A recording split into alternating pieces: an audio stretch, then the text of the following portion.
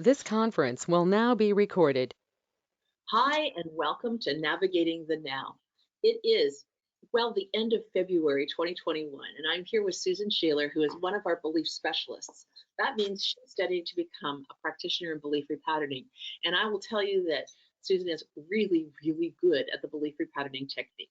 She also has another technique that she is extremely well qualified in, and that is called Feldenkrais. And so I think she'll probably touch on that a little bit and how she's taking Feldenkrais, which is really a repatterning of the physical neurons that fire to create movement and flow and strength in your body with repatterning.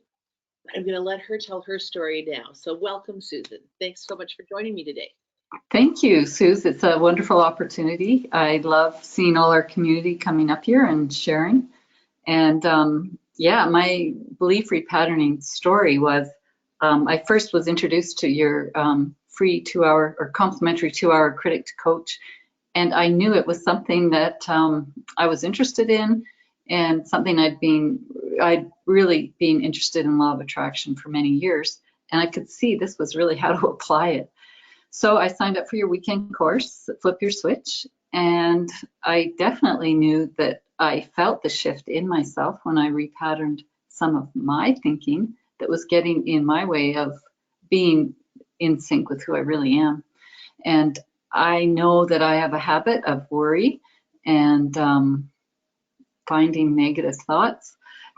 I just, throughout my life, I was aware of it and never had a way to shift it. And belief repatterning, I could see was going to change my life. And I signed up for the 2-year program, and I'm now a year and a half in, on my way to being a practitioner. And personally, I know that shifting my thoughts changes my physical being. And I have in the past had some pretty major health issues, and I'm very proactive in creating my health. And I do it with Feldenkrais and belief repatterning. I believe they're really key to my being healthy. And it wasn't, I'm yeah, just going to stop you there for a second because one of the things that is important around both Feldenkrais and belief repatterning is that you don't kind of delve into what's the problem and how long has it been there and why is it like all of that stuff. It's more focused on helping the mind and the body move toward that mhm. lined up good health. But just, for the people who don't know you, can you just touch on really quickly some of the challenges that you have been able to manage, overcome? Because, you know, when you say some health challenges, people might think, well, you had a bad cold, and it was much more significant than that. And so, not delving into it, but just so that people Yeah, understand what it's an kinds of. interesting thing because I'll never say I have X because I don't believe in owning any of it. But probably, Suze, about the time you were having major health issues, I too was having back, in the late 80s. I went blind, really blind in both eyes, and had numbness, which probably people right away can recognize as MS. And I was given that label, which I've right away, the voice went through, I don't have anything. And I was able to navigate it and continue to navigate it with now my thinking and my movement. I know that any thing that happens with my movement, I can completely repattern and use Feldenkrais to have functional, soft, easy movement. And the same with thinking. It's just, I completely, completely know that we can transform our physical being using our mind. Yes. And access to the mind is both through movement and thinking. So, if I could just summarize it, just because you're given a diagnosis does not mean you need to take it and own it. Yeah, never. And I rarely will you ever hear me say that. I don't even put it on doctor forms. I never, I just don't own it. You know, Yeah. yeah, I had symptoms that look like that and then Yeah. they went away. Yeah, they were diagnosed in this way, and then these are the things that I did, and that's, I think the thing that's really important is that repatterning and Feldenkrais, don't ignore the ick. Like, we don't like la la la. It's not sunshine happy talk, but it really is that kind of, this is pointing me to something. Let me go find out what it's pointing me to. rather than, oh, this is owning me and defining me, and I have this, and now what am I going to do with this? It's like, no, where am I going to go from that place to something else? Absolutely. It has to be acknowledged. And it's acknowledged, but I don't acknowledge owning anything. I can acknowledge, oh, I have this sensation in my foot. What can I do that will change it or something? I don't own it. It's not mine. And yeah, it's the Feldenkrais and belief repatterning. I'd call them a perfect pairing. And the whole time when you talked about it during the seminars, I could just use your wording to talk about Feldenkrais or Annette Vignal method. I have taken both trainings, and it's just they're so identical. And yes, we acknowledge the ick or what's going on for sure, and from there set the intention of where we're going. It's they're done slightly differently, one with movement and one with our thoughts and beliefs. But yeah, it would be the gift of COVID was I had this last year of really studying belief repatterning and being in this wonderful community. And also really I was into Feldenkrais big with an online community. We're studying Moshe's original works. And it just was a perfect time to do a pairing and develop a method where I can actually use both at the same time with people. And it really amplifies the transformation, I think. So that Yeah, was one of the things that COVID all the time at home and online gave me was to yeah. really develop this. Yeah. And that's, I'm hearing this from so many people that COVID was a time, has been a time, and I'm calling it was now because Hmm. there's not only light at the end of the tunnel. Like I know lots of people who are getting their sleeves rolled up, and it's like this. Yeah. And I was saying actually the other day to Phil, I said it's a little bit like, um, it's like a holiday. It feels like to me, because yes, we're still in COVID time, and that the guidelines are still there, so it's still that quiet time. But it's not going to Hmm. last forever now. Like Yeah. now, Yeah. and we all know how to stay healthy, and so Hmm. make those choices, and we'll get through to the other side of it, which is this like wow, and that's really happened for me in the last week or so. But I just wanted to put this up there for people. Did I Mm. spell it correctly? Yeah, you did. Absolutely. Okay. This is what Rhymes with rice. this is the word that she keeps saying, Feldenkrais, and it is named after the person who developed it, who founded it, Moshe Feldenkrais. And Dr. so, Moshe Feldenkrais. Yes. yeah. Okay. So the gift was for you was that creativity, that having the time to Hmm. just pause and think and having the quiet time without all the giggity. Yes. And really doing my work online. I've always loved the movement lessons that we talk anyway. I just love that part of the work. I like the hands-on part, but I've always loved lessons, movement lessons, and I love working online. It's worked really well, and it's so convenient for people because they don't have to leave their home, and I can just work from home, and the time and everything is really been great. So challenge that you overcame during COVID using belief repatterning? Anything in Oh, particular? well, the big challenge for me, COVID, this last year has been COVID, Trump, conspiracy theories. They created the perfect nest for my mind to go into all my pessimistic thoughts, my worry, my negativity. And it was so great to be able to repattern and decide how I wanted to be and really be solid. And it's again, it's not like denying any of that's not out there, but I could look at it and it didn't take me down. I could look at it, okay, that's happening, and it didn't affect me. I could be who I was, the best I could be. So yeah, it was a great challenge. And Rather than my worry and my fear and my doubt, yeah. you transformed it into that worry, that fear, that doubt that's over there. I was listening to a musician the other day, who had written a song around this whole kind of, learning from COVID. And the tagline in it was, "What would a better man do?" And then, comes to the resolution of, "I'm choosing to be that better man." And it sounds like that's what you've done, is taken the Yeah. challenge happen and just kind of went, okay, they're here and they're real and they're calling up some pretty dark and icky stuff for me. And what do I want to do with it? Yeah, absolutely. And it's I believe being on the upside and with my thinking and being in a higher vibe, my whole immune system's better, my health is better. I'm more optimistic, I'm outside more, I'm active, and it's just completely a different game when I'm upbeat, for sure. And not fake upbeat, like not pretending, but really being solid in who I am. And that's what I get from belief repatterning. Absolutely. So I'm going to ask you to offer something to folks who are listening, whether that's live today or recorded at a sub later time. What's one try this on that you love to offer the clients that you work with belief repatterning? One practice that you go, you know what, this is like it's so easy and it's made such a huge difference for me or for the people that you've shared it with. The number one thing is picking a word of intention first thing in the morning. Before I look at my email, before I do anything that gets me into my habit of my being, I pick a word of intention and I think it, how I can apply it, how it works out through the day. And I, through the day, remind myself about, oh, that's a place where I'm proactive. That's nice. I like being proactive about how I think, or different ways to apply the word.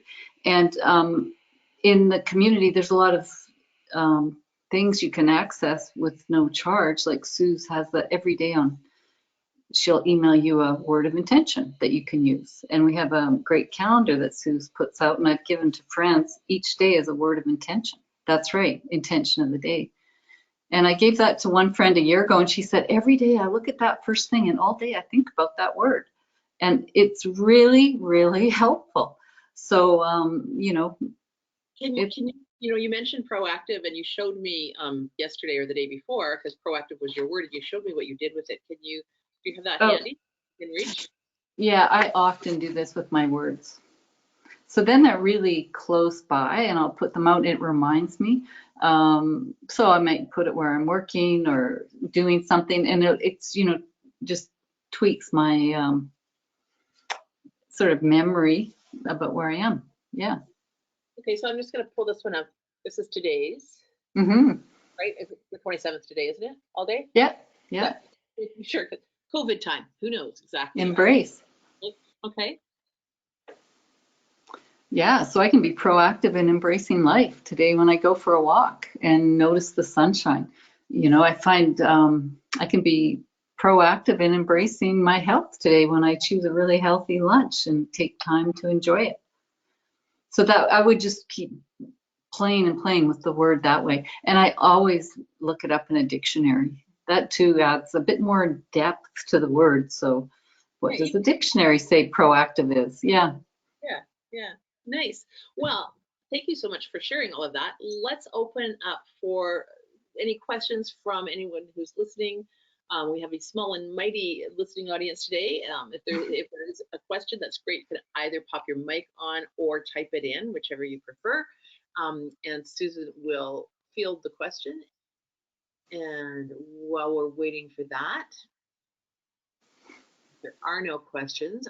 I'll ask one while we're waiting, and that is okay. So when you're out in the world, okay, how do you navigate the now of I mean, you can be in a good place, right? And then you go to there's a lot of swirl and gunk going on. How do you stay solid in you when that's happening, Susan?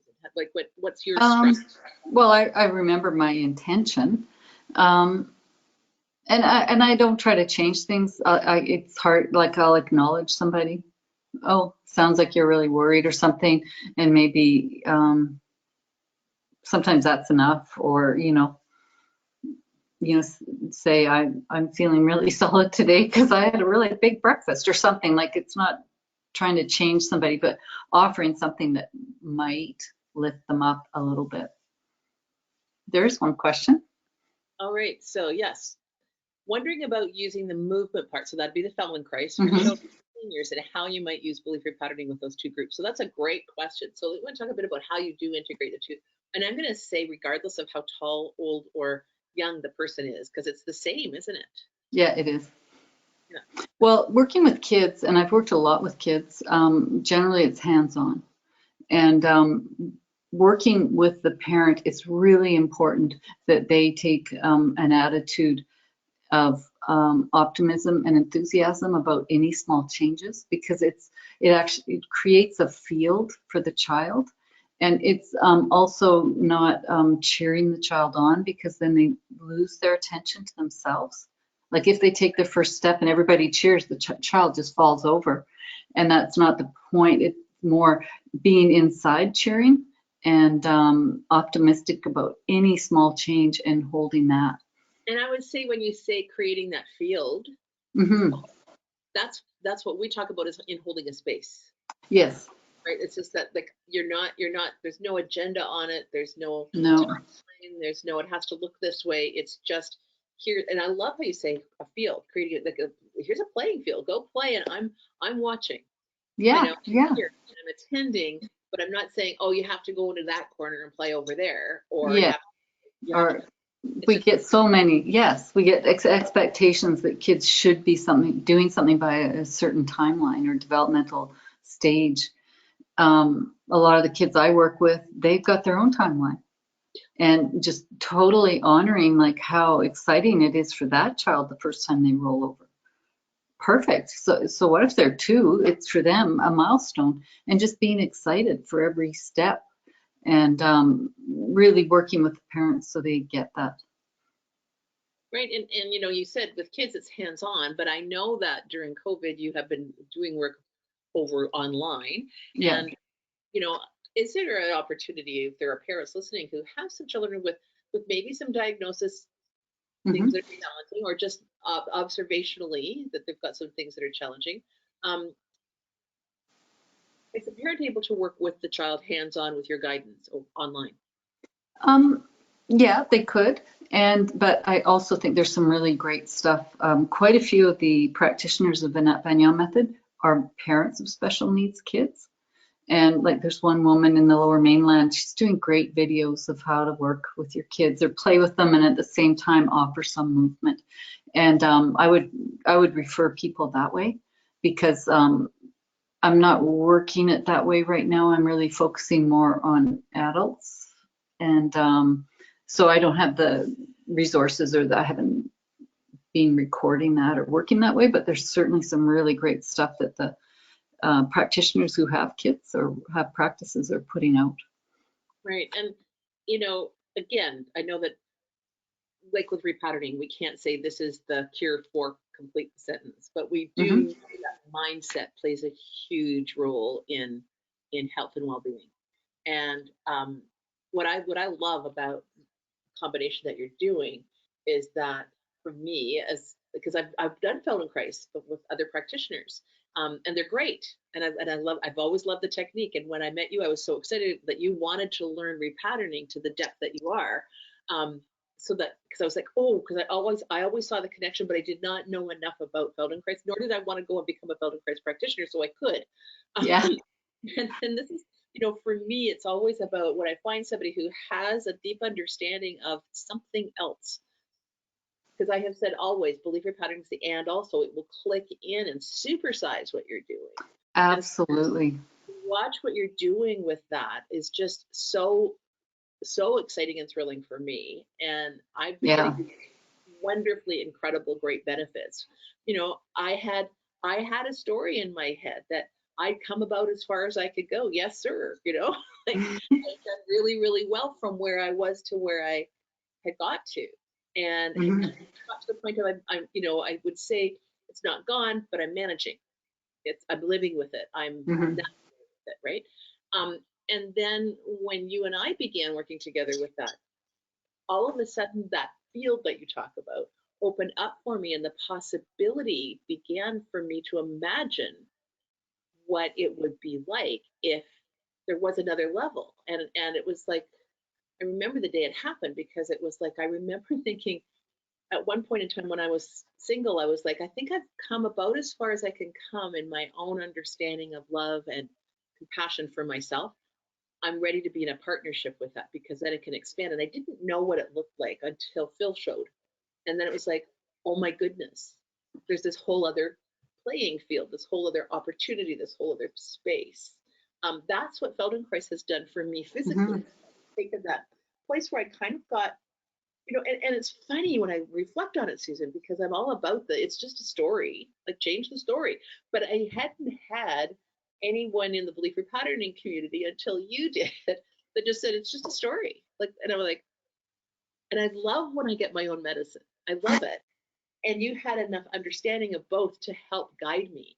And so, yeah, so I hope that answers the question that was asked about children and seniors. I'm not quite a senior, but I'm very close. So, but I think that what the question is pointing to is those kind of really entrenched beliefs, because I thought like you, I had come so far from where I had been initially in that deep hole and had the diagnoses, so far beyond whatever anybody could possibly imagine, to the point that doctors have said to me, oh, it must have been a misdiagnosis. Seeing no evidence of it. It was, well, here's the reality. There's not a cell in your body that is the same cell that was there when you were diagnosed. So all that happens is that cell is told the next cell, it's told the next cell, and like the telephone game, it kind of gets worked. And if you want to bring in a new idea, your body knows it. And I know you often say that the movement lessons are a remembering in your body of something that was there before. Absolutely. It's like patterns that are there get embedded in our nervous system, in ourselves. They get lost. We get overlaid with other patterns of holding, or habits, or accidents, or traumas, or expectations. And as we uncover them, the learning can be very rapid. The transformation is so fast. Yes. Yeah. And what I really noticed for me, and it's the same with both techniques, is that yes, you can do a belief repatterning session once every 3 months, and it will help. It will help. You can do a Feldenkrais once every 3 or 6 months, and it will help. However, when you repattern on a regular daily basis, that's when you get even bigger results. When you do Feldenkrais on a regular daily basis, you get great results. And for me, I've been just like the rapidity that, I don't even know if that's a word, the rapidness. How fast it's been. Okay. And I texted you last night and just went, OMG. I know. I stood up and I was just like, wow. And it's been 2 weeks, I think, that we've been, no, maybe 3 weeks that we've been working every other day. And yeah, everything builds on itself so much. It's learning and changes in your brain, and they just build on each other so much more. It's how we work with kids. We usually do 10 lessons within 3 days. Those kids are transformed. And then they keep generating the changes, their whole brain and nervous system, for another month or for however long. And then we do another intensive. And it's like you say about our brain with thinking, setting up our subconscious to do it for us. And at first, I think we need that boost of doing it every day. Although I do Feldenkrais every day and repatterning. And when I don't, Dr. Feldenkrais talked about this, that when you're in life, you're either living or dying. And I think he means your brain, you're either increasing your connections and growing your brain, or the natural progression of the brain is to kind of go down as we age. If you don't do anything proactively to maintain it, you decline. And when you start doing this work and really feel the changes that you're really growing and changing, when I don't do the work, I feel the slide more. And so it's just, it's a life thing. I'm a lifer. And absolutely, aging does not have to be how we define it, how we think aging is. People say, oh, it's just part of aging, I'm going to get sore. And those signs of people walking like this, that's just made up. I mean, it's totally not really how our brains are meant to be if we keep them active and repatterning our habits of movement and thought. It's incredibly anti-aging.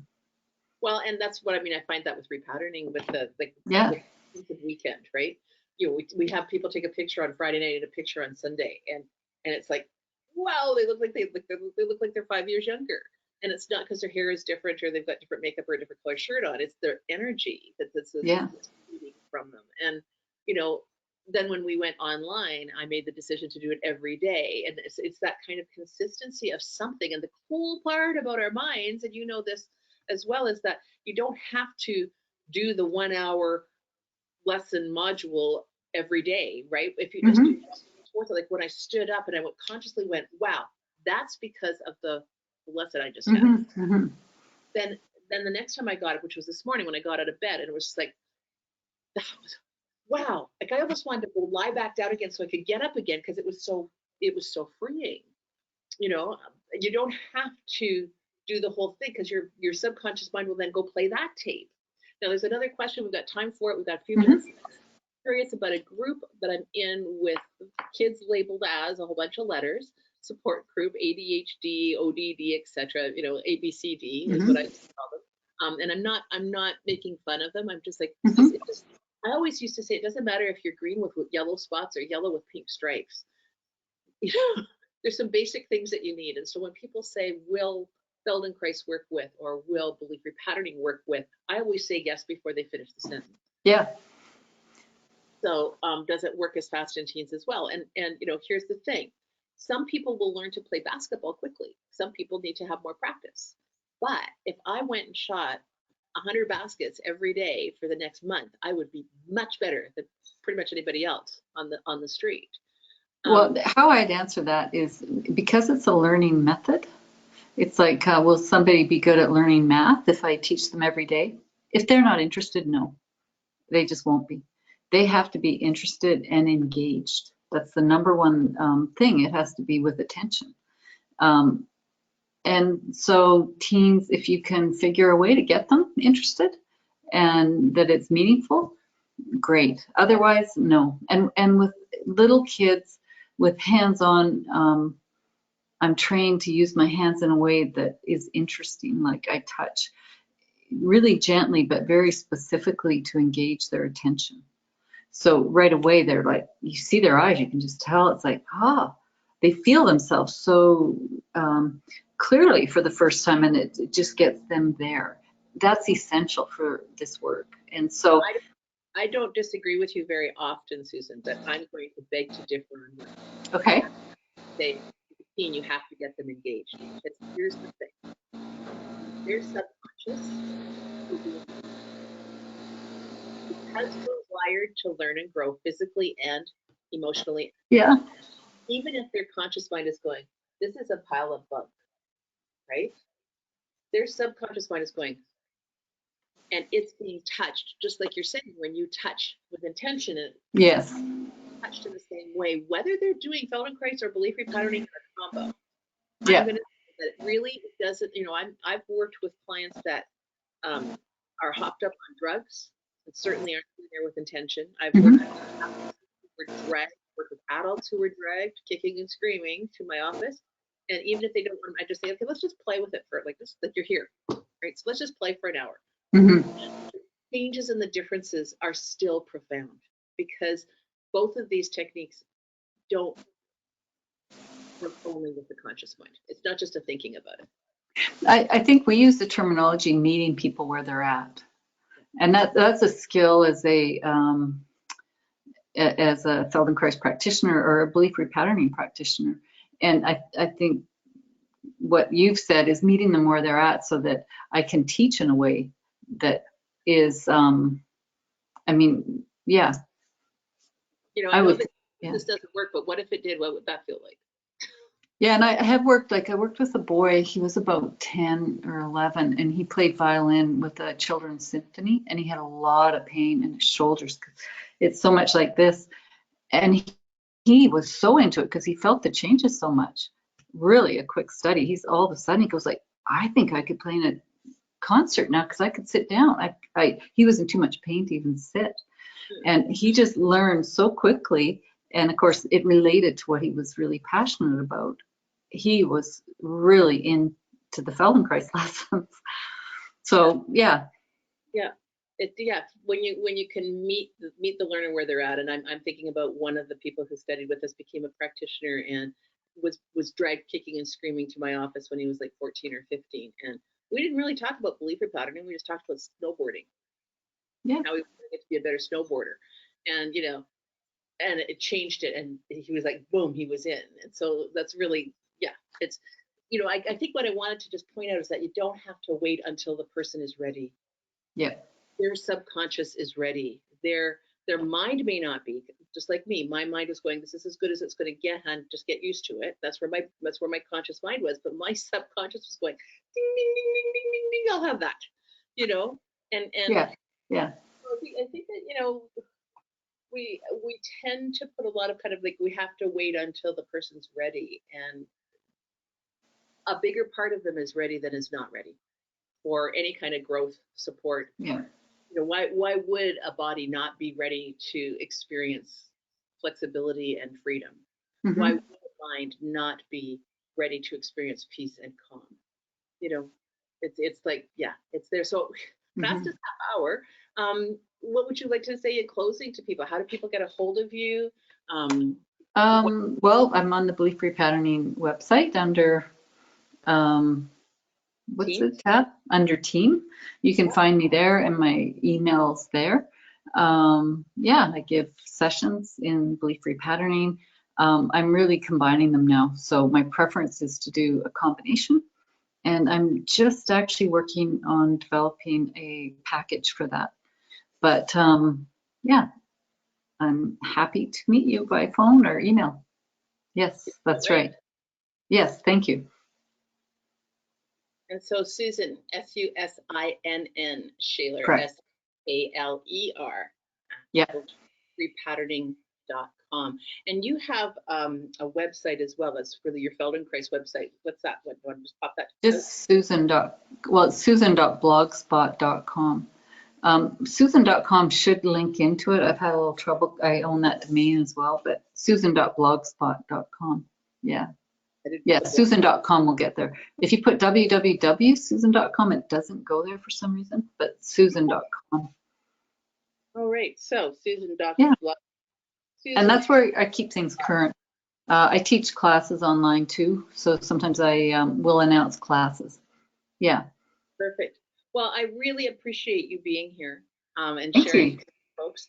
And if those of you who are listening, do give Susinn a contact. You could always find her on the Belief Repatterning team site. Go beliefrepatterning.com team, and Susinn's there under belief specialist, but very soon to be under practitioner. Yes. It doesn't have to take 2 years, just reminding you. but I understand that you had a real definite, this is what you wanted to do with it. And Yeah. so totally happy to be supportive of that. But do get a hold of Susinn. You can always call the office if you're interested as well in getting hold of any of our practitioners. And do leave a note and let her know what you got from this, and any questions that you have, she's happy to answer. So Thank you. take good care, navigating the now, because we're all just here. We can't go back, and we don't know what's in the future, but the middle road is always best, the staying present to what is. So thank you so much for sharing. Thank you, Suze. Take care, and we'll see you all on the flip side.